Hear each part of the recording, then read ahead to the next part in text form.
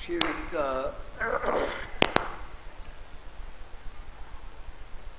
सुहावना मौसम है और हमारे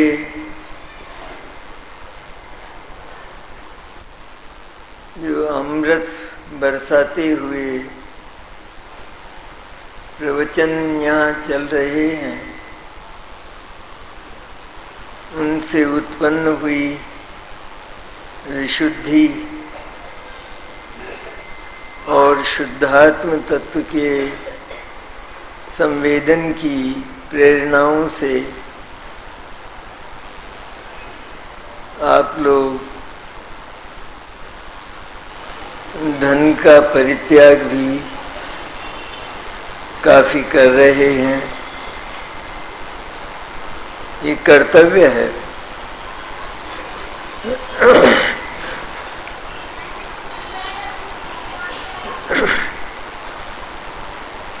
हमारी चर्चा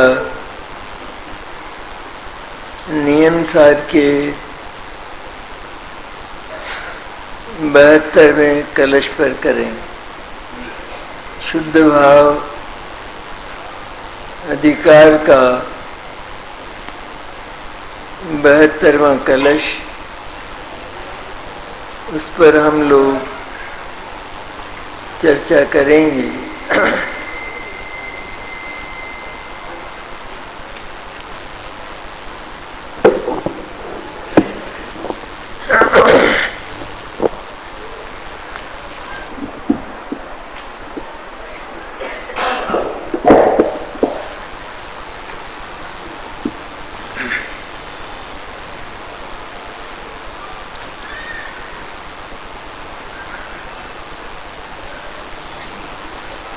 परिणामों की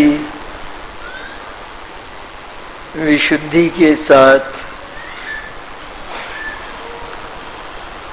शुद्ध चैतन्य की चर्चा और उसकी उपलब्धि का प्रयत्न, यह अगर साथ में नहीं होता तो परिणामों की विशुद्धि केवल स्वर्ग पहुंचाकर रह जाती है, क्योंकि विशुद्धता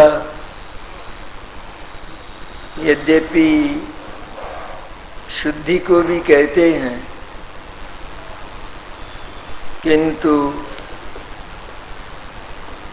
लब्धियों के प्रकरण में जो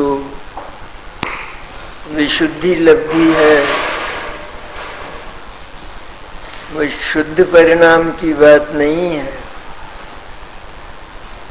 लेकिन मंद कषाय रूप जो शुभ भाव पुण्य भाव होते हैं, वह एक ऐसी भूमिका है, केवल वही एक ऐसी भूमिका है जहाँ पहुंचकर उससे मुंह फेर कर, उसमें अटक कर नहीं,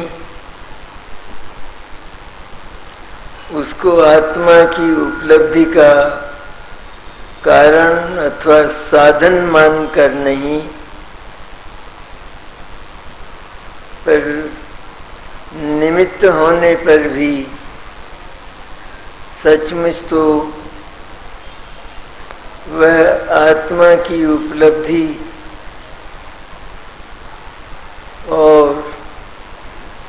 उसके फल में प्राप्त होने वाली जो मुक्ति है उसका बाधक तत्व है, क्योंकि वहाँ पराधीनता है, पराश्रय है। जितने भी पाप और पुण्य के परिणाम होते हैं वे सारे के सारे पराधीन होने के कारण आकुलतामय हैं। उनसे आकुलतामय होने के कारण उनसे कर्म का बंध होता है। हम कर्मों को आमंत्रित करते हैं, लेकिन उस विशुद्धि से विभाव और कर्मों का छुटकारा नहीं होता। उसको अगर मुक्ति का मार्ग मान लिया तो संसार अनंत हो गया। अनंत तो है ही, लेकिन संसार बढ़ गया, क्योंकि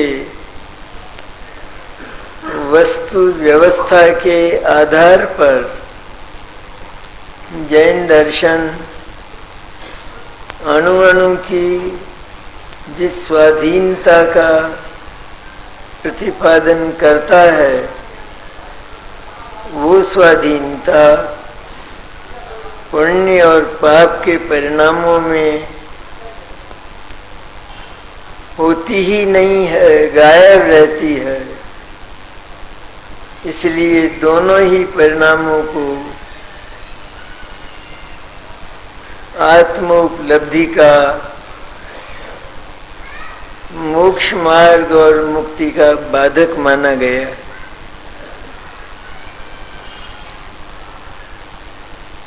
हमारे मन में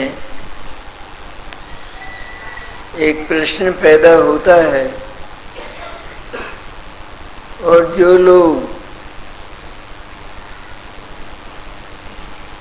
तत्वज्ञान के रहस्यों से शून्य रहते हैं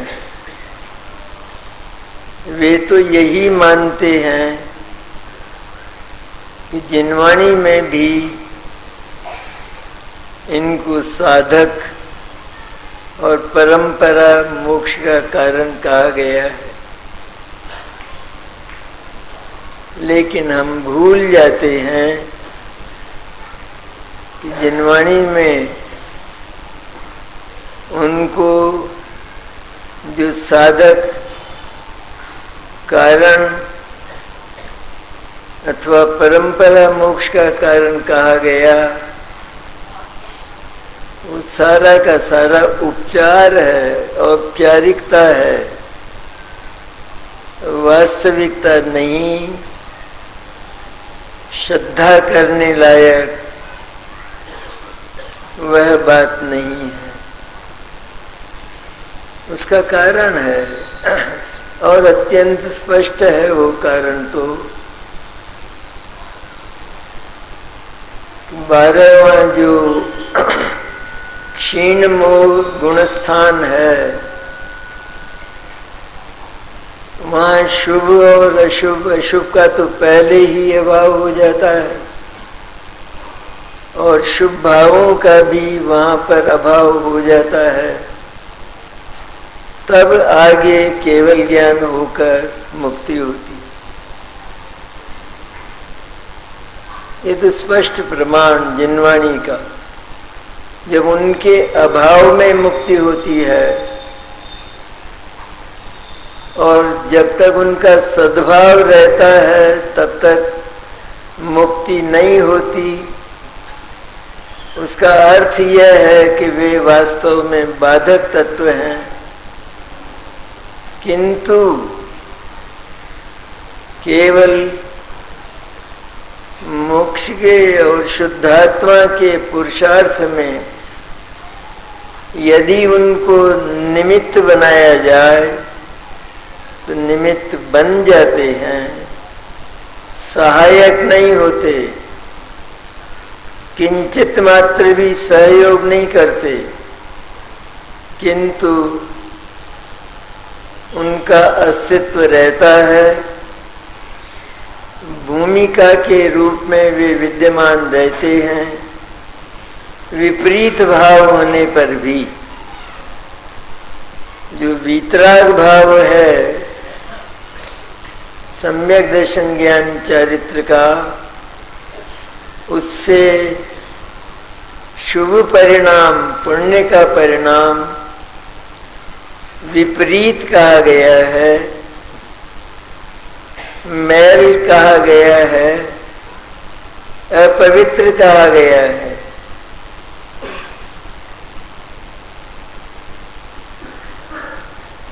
तो हमारे मन में यदि यह बात खटकती है तो हम अभी काफी दूर हैं, क्योंकि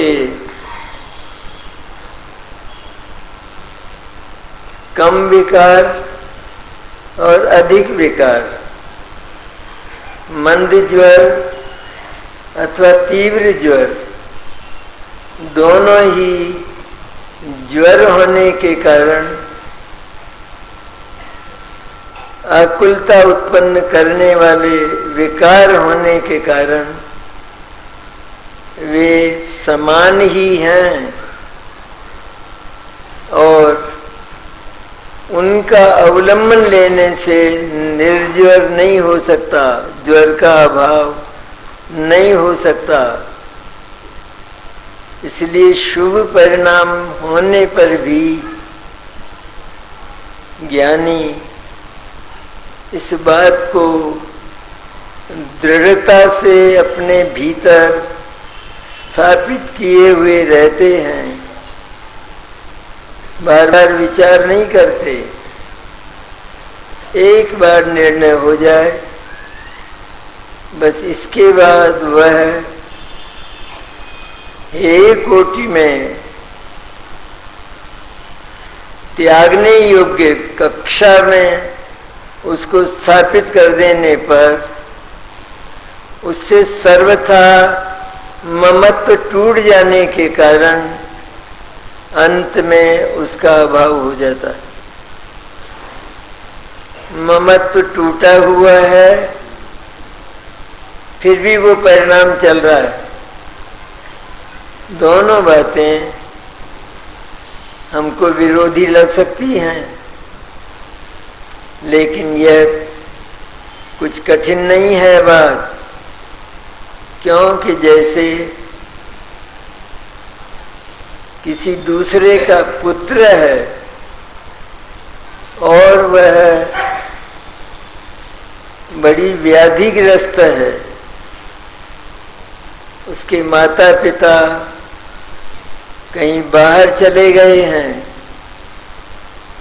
तो हम उसे अपने पुत्र की तरह संभालते हैं, औषधि देते हैं, प्यार देते हैं, आंसू बहाते हैं। इतना सब कुछ करने पर भी परत्व की जो दीवार भीतर पड़ी है वह गहरा दुख नहीं होने देती।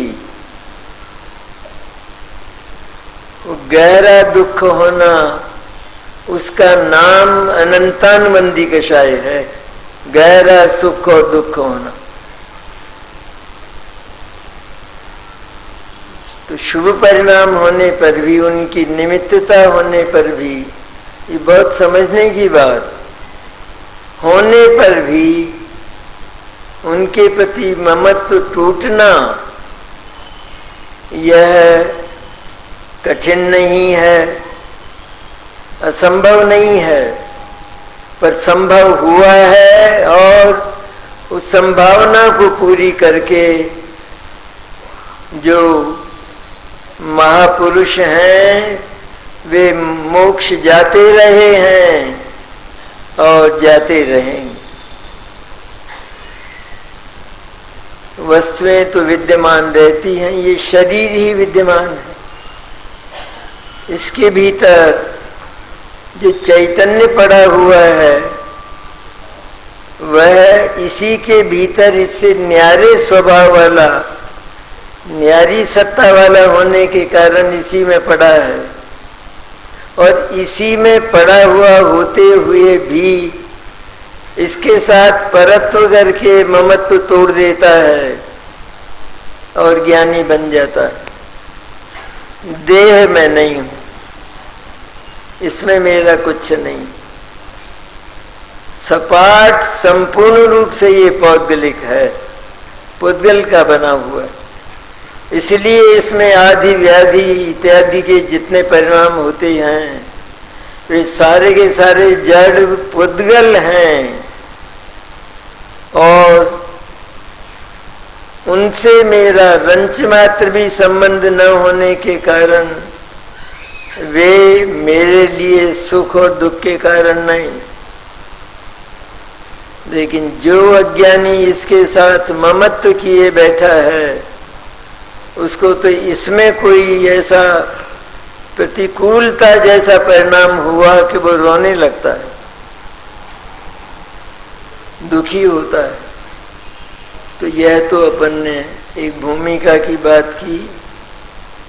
कलश हमारा 72वां है, शुद्ध भाव अधिकार का, नियम सार परमागम का। नियम सार का अर्थ हम सभी समझते होंगे। नियम में जो सार है, नियम से जो कर्तव्य है, कर्तव्य है, लेकिन कब है, किस समय है। कर्तव्य है प्रतिक्षण का, जो नियम से कर्तव्य, मैंने जो प्रतिक्षण कर्तव्य है आत्मा का, दर्शन ज्ञान चारित्र, सम्यक दर्शन सम्यक ज्ञान सम्यक चारित्र, उसका नाम नियम सार।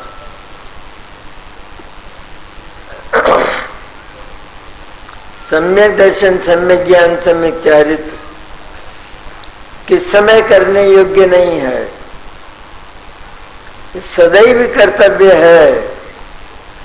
और जब दर्शन ज्ञान चारित्र में शुद्धात्मा का अवलंबन होता है, उसमें अहम होता है, तो एक साथ दर्शन ज्ञान चारित्र की त्रिवेणी का जन्म होता है। 3 धाराएं बहने लगती हैं जीवन में, अमृत धाराएं, और वे एक क्षण के लिए भी उनका अभाव नहीं होता।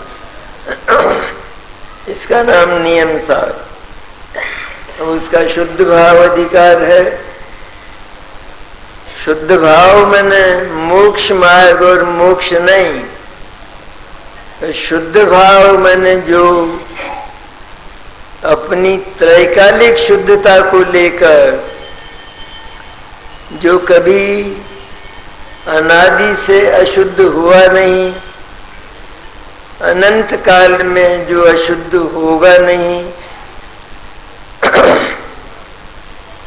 जिसमें अशुद्धता का तो नहीं, पर उत्पन्न होने वाली सम्यक दर्शन ज्ञान चारित्र की शुद्ध पर्याय का भी जिसमें अभाव है, ऐसा जो शुद्धाति शुद्ध चैतन्य तत्व है, उसका नाम शुद्ध भाव है।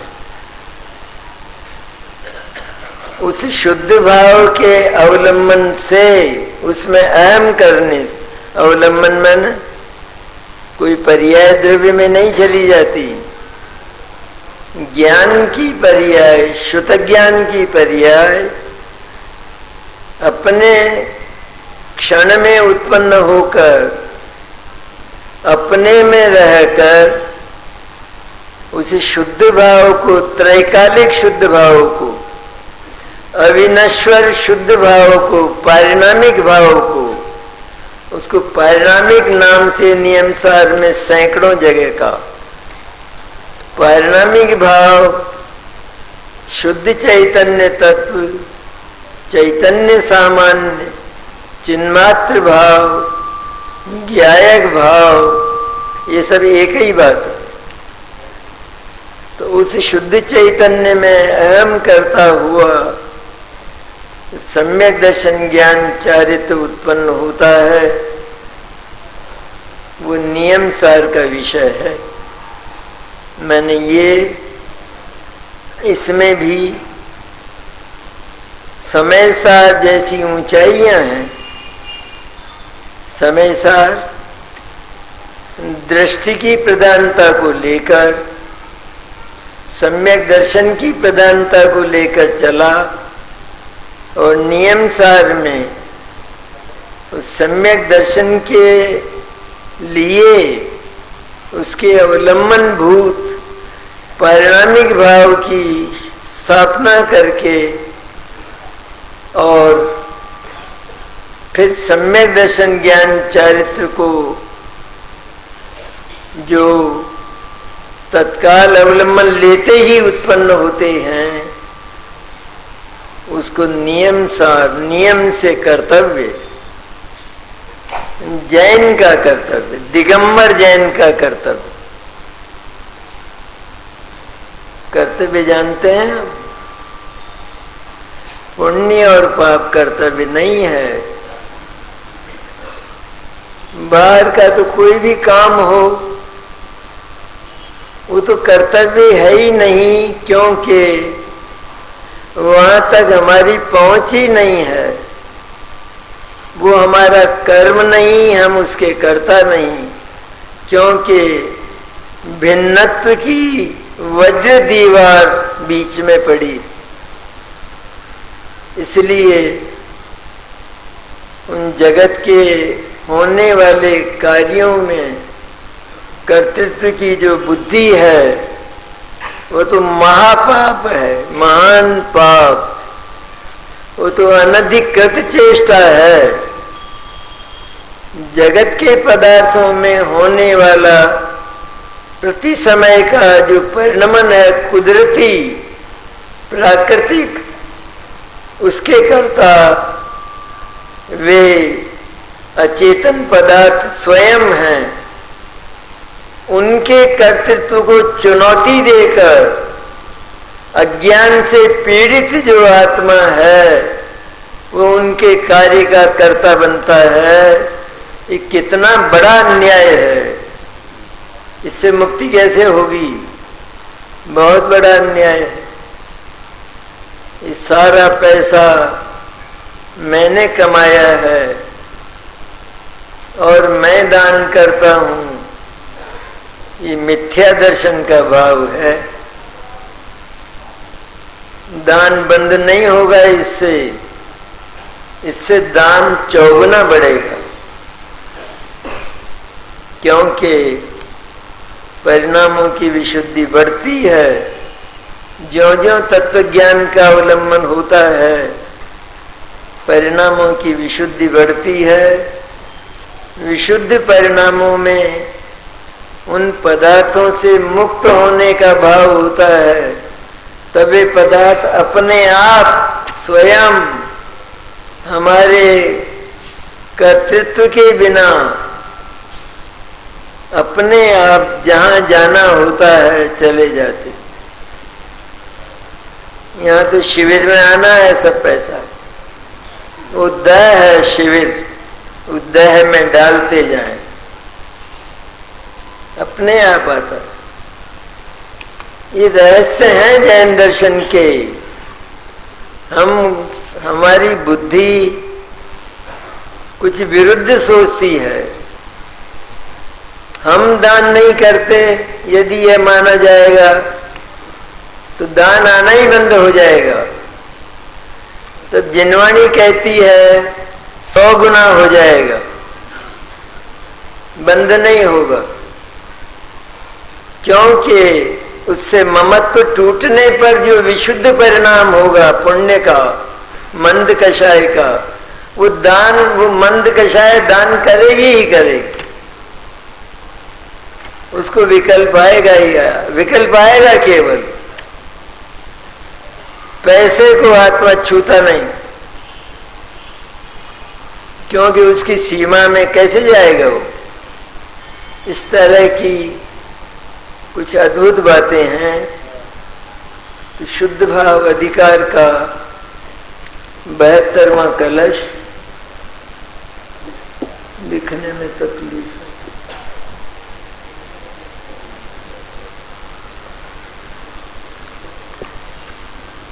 ये मोटा है,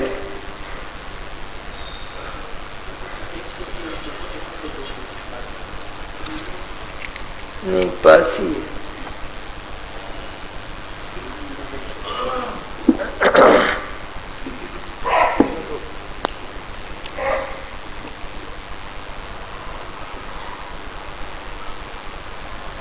देखिए कलश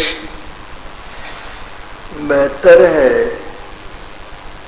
और वो शुद्ध भाव अधिकार के संदर्भ में आया है। ये बात ध्यान में रखने की, किस जगह आचार्य ने उस कलश को दिया है, ये महत्व की बात है।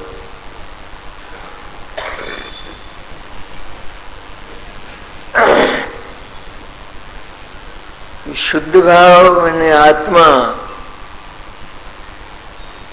जिसको हम अनादि निधन अक्षय चैतन्य तत्व कहते हैं, वह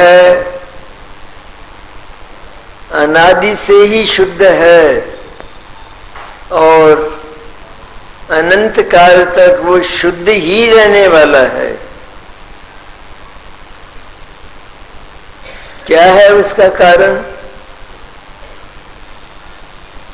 आचार्यों ने हर चीज की मीमांसा की है, इतनी सुंदर मीमांसा और युक्तियां कि हमारा मन मोहित हो जाता है। कहते वो शुद्ध क्यों है वो आत्मा? उसके लिए आचार्य ने कहा कि पहली बात तो उसका परद्रव्य के साथ कोई संपर्क नहीं, उसमें परद्रव्य की, पर भाव की, उससे अनमेल भाव की, उसमें कोई मिलावट नहीं।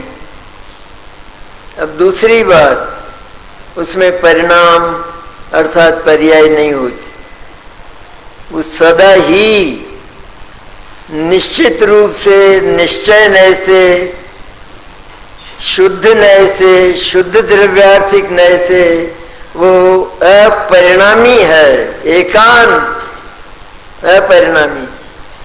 परिणामी कहा जाता है, उसका नाम व्यवहार नय कहा जाता है नहीं। अगर परिणामी मान लेंगे तो उसका नाश हो जाएगा, परिणाम का क्षय होता है एक क्षण में। आत्मा को अगर परिणामी मान लिया जाएगा तो उसका नाश हो जाएगा, लेकिन वो कभी हुआ नहीं। हमारे मान लेने से उसमें कभी कुछ होगा नहीं, हमारे मान लेने से एक भी परिणाम का मोह राग द्वेष तो बहुत दूर गए, लेकिन सम्यक दर्शन ज्ञान चारित्र के परिणाम का, मुक्ति के परिणाम का, सिद्ध दशा का भी उसमें प्रवेश निषिद्ध है। नो एडमिशन, इसका बोर्ड लगा है उसके सामने कि यहां प्रवेश निषिद्ध है। क्यों निषिद्ध है? कि यहां संपूर्णता है, यहां एक चप्पाई खाली नहीं है किसी के आने के लिए। कहां बिठाऊंगा? मुक्ति को भी बुलाऊं तो मेरे पास जगह नहीं है, कहां रखूं उसको? क्योंकि मुक्ति तो मेरे में पसरी है सदा से त्रिकाल। और वो अक्षय मुक्ति है। तो जो मेरे प्रदेश प्रदेश में पसरी हुई है, एक प्रदेश का थोड़ा भी जरा भी कुछ खाली नहीं है, तो किसी भी भाव को अपने में प्रवेश देकर मैं उसे कहाँ स्थान दूं? ये उस शुद्ध भाव, शुद्ध चैतन्य का बोल है। और ये शुद्ध भाव, ये शुद्धात्म तत्व, ये केवल दिगंबर जैन दर्शन की शान है। ये किसी के पास नहीं है विश्व में। जहां आत्मा के अस्तित्व का पता नहीं है, वहां आत्मा का कभी हित हो सके, ये बात बिल्कुल असंभव है, कतई असंभव। इसलिए संभव नहीं है। तो शुद्ध भाव अधिकार में ये श्लोक शुद्धता का आया है और बड़ी ऊंचाई से बात की है आचार्य ने।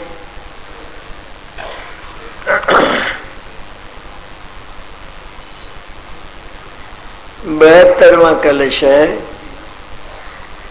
शुद्धा शुद्ध विकल्पना भवति स मिथ्यादृशी प्रत्यहम शुद्धम कारण कार्य तत्व युगलम सम्यक दृशी प्रत्यहम इत्थम यह परमागमार्थमतुलम जानाति जानाति सदिक स्वयं। दिखता नहीं इसमें, चश्मे में कुछ प्रकाश भी कम है। सारा सार विचार चारु दिशना वंदामये तम वयम। श्लोक है।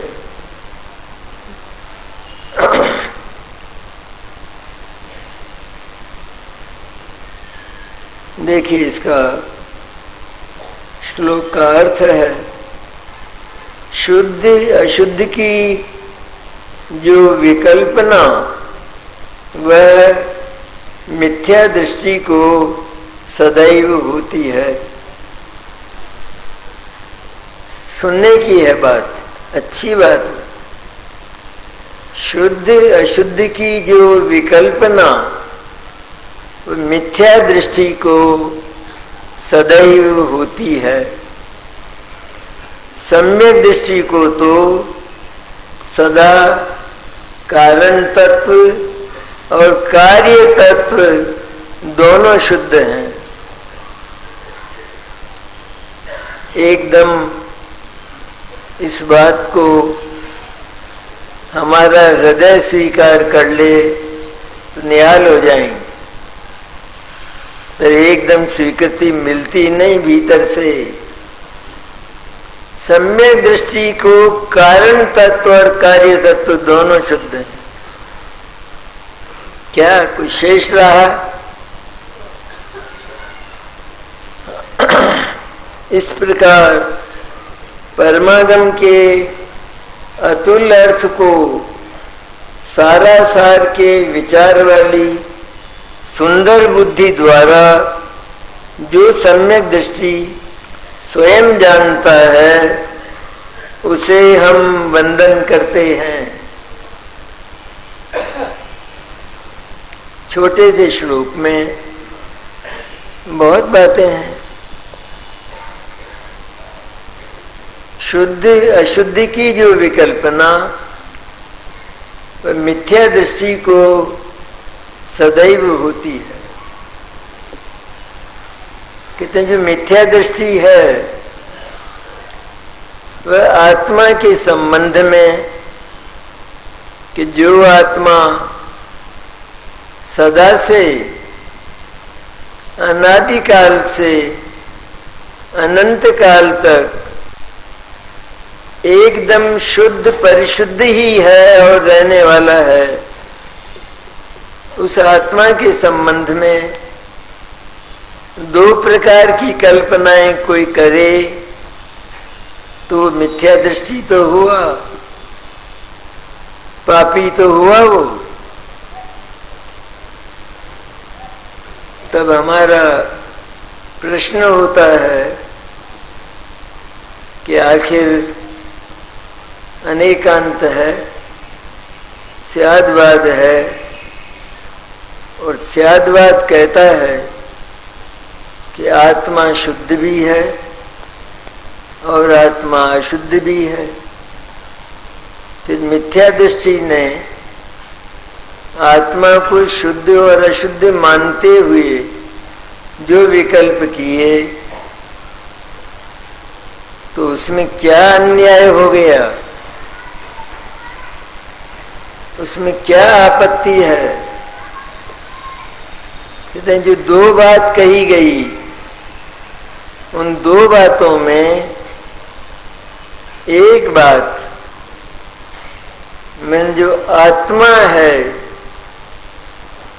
और जो अक्षय अनंत है, अनादि है, अनंत शक्ति अनंत वैभव संपन्न है, वह आत्म तत्व शुद्ध ही है, उसमें अशुद्धता का नाम निशान नहीं है।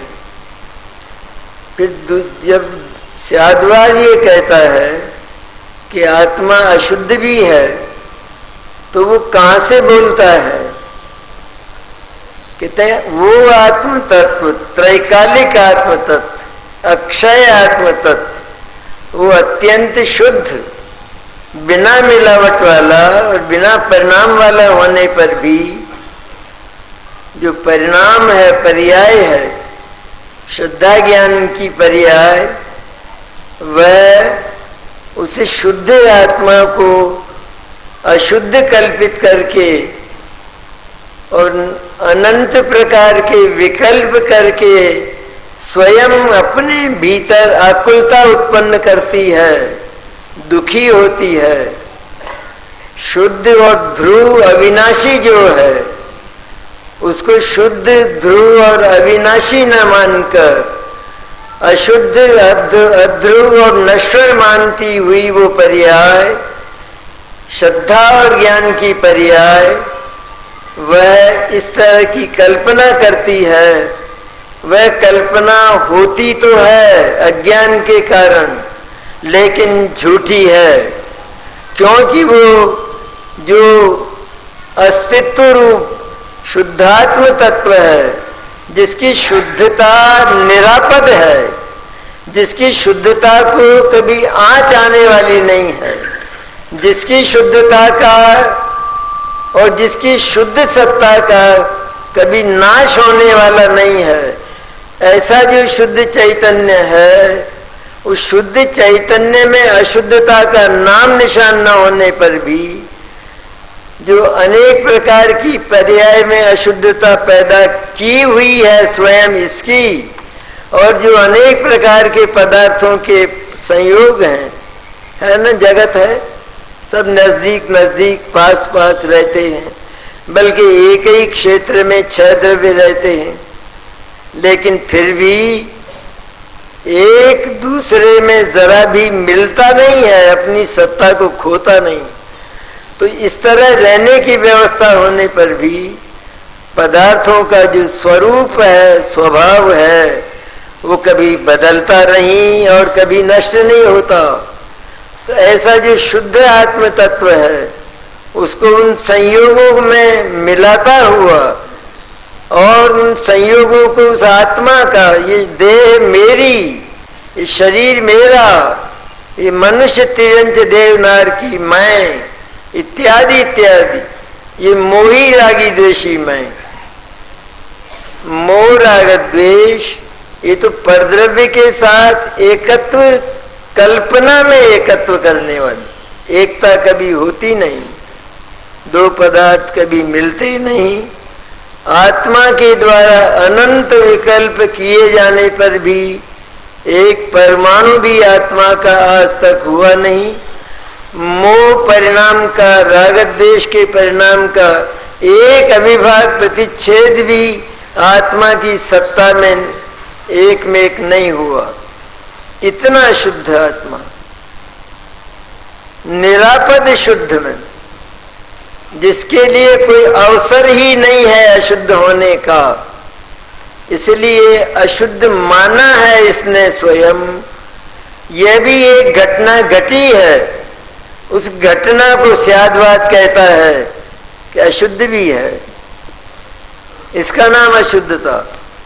मैंने जो काल्पनिक शुद्धता को, वास्तविक शुद्धता को जो अशुद्ध मानता हुआ कहता है मैं अशुद्ध हूं, मोही हूं, रागी हूं, द्वेषी हूं, इस तरह मानता हुआ अपने आप को अशुद्ध कहता है, तो ये तो केवल पर्याय की कल्पनाएं हैं श्रद्धा और ज्ञान की। सचमुच जो सत्ता स्वरूप वस्तु है वो तो शुद्ध ही पड़ी है उन कल्पनाओं के समय। हमारी कल्पनाओं से जगत का क्या होगा? हम आज कोई ऐसी कल्पना करें कि ये जो प्रधानमंत्री है इसको तो गद्दी छोड़ देना चाहिए, क्या होगा? इस राष्ट्रपति बदल दिए जाने चाहिए, ऐसा कोई करे, क्या होगा उस? इसी तरह यहाँ शुद्ध आत्मा के संबंध में न विविध प्रकार के संयोग है ना, जड़ और चेतन के संयोग, धर्म, पुद्गल धर्म, अधर्म, आकाश काल, अन्य चेतन पदार्थ, ये सब आत्मा के नजदीक है ना। नजदीक होने से जैसे हम एक व्यक्ति को अपना पड़ोसी कहते हैं, उसी प्रकार इनको भी पड़ोसी कहा जाता है आत्मा का। पर आत्मा का कोई पड़ोसी नहीं वास्तव में, क्योंकि वो अकेला एक है, अकेला है, और अकेला है और एक है, इसलिए शुद्ध है। ध्रुव है इसलिए उपलब्ध हो सकता है, अगर नश्वर हो तो उपलब्ध नहीं होता। ऐसी जो शुद्ध की व्यवस्था है, उस शुद्ध को जो अज्ञानी मिथ्या दृष्टि है वो अनेकांत के चक्र में आकर, नयों के चक्र में आकर, स्यादवाद के चक्र में आकर, और वो कहता है कि अकेला अगर शुद्ध ही मानता हूं तो फिर स्यादवाद और अनेकांत तो अशुद्ध भी कहता है ना, तो फिर मैं आगम का के विरुद्ध चला जाऊंगा। ये आगम के रहस्य को समझा ही नहीं। स्वयं आगम ये बोलता है, आत्मा जिस रूप में जिन कल्पनाओं से अशुद्ध होता है, अथवा अशुद्ध होता है नहीं बल्कि अशुद्धता, अपने अशुद्धता की कल्पना करता है, तो उन कल्पनाओं में विश्वास मत करना, उनकी श्रद्धा मत करना। ये आगम कहता है। आगम के दो विभाग, आगम का एक विभाग श्रद्धा करने लायक, आगम का दूसरा विभाग उसी श्रद्धा को छोड़ने लायक। बल्कि चार अनुयोग है ना, तो चार अनुयोग भगवान सर्वज्ञ वीतराग की वाणी है, दिव्य ध्वनि है, क्योंकि इसमें क्या नहीं आएगा। विश्व में जो कुछ है, जो कुछ होने वाला है, जितने जितने परिणाम अज्ञानी के होते हैं, क्या वो नहीं कहे जाएंगे सर्वज्ञता में? तो वो सब कहे गए। इतना सब होने पर भी आगम ये बोलता है, इन चार अनुयोगों में केवल द्रव्यानुयोग उपादेय है और तीन अनुयोग हे हैं, इनकी श्रद्धा मत करना। ये श्रद्धेय नहीं है। केवल जो अनुयोग, जो शास्त्र केवल शुद्ध चैतन्य तत्व की बात करके तुमको शुद्ध चैतन्य घोषित करता है, अरे तू सम्राट है, तेरी कभी मौत नहीं, मृत्यु नहीं, तू मृत्युंजय है, इसलिए घबराहट की, चिंता की कहीं कोई आवश्यकता नहीं। जगत में कोई आज तक ऐसा पैदा नहीं हुआ और न होने वाला है अनंतानंत पदार्थों में कि जो तेरा स्पर्श कर सके और तेरी परिधि में आ सके वो तो जल जाएगा, आया ही नहीं आज तक। ऐसा जो तत्व है, अद्भुत तत्व है, अद्भुत तत्व मैं हूं।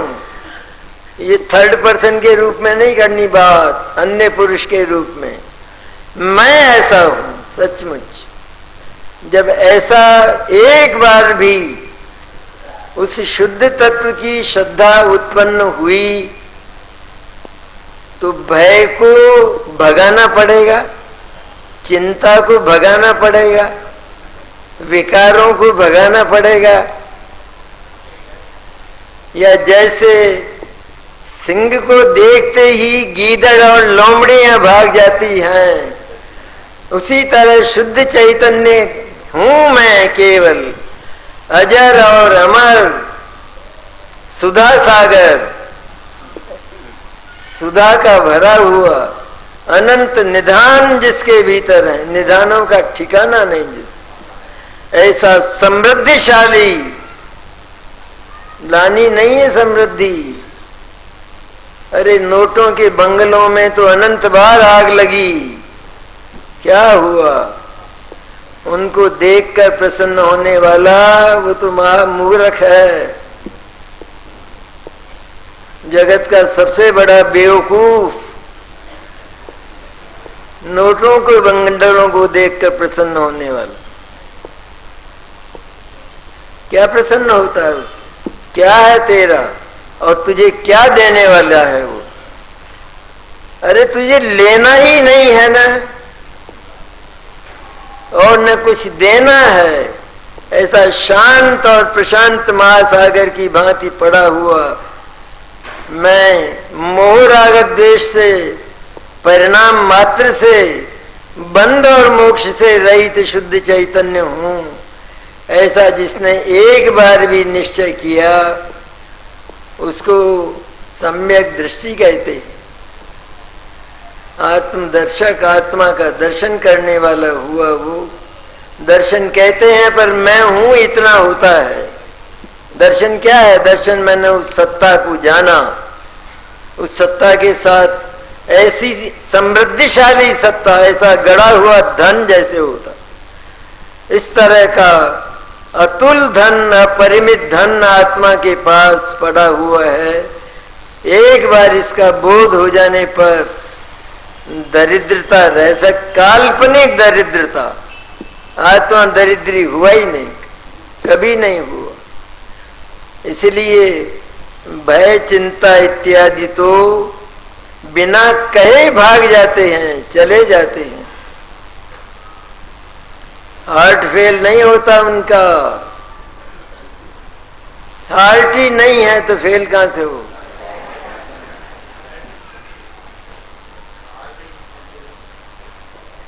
ऐसी अद्भुत बात गाथा में है। समय हो गया होगा, घड़ी नहीं है यहाँ।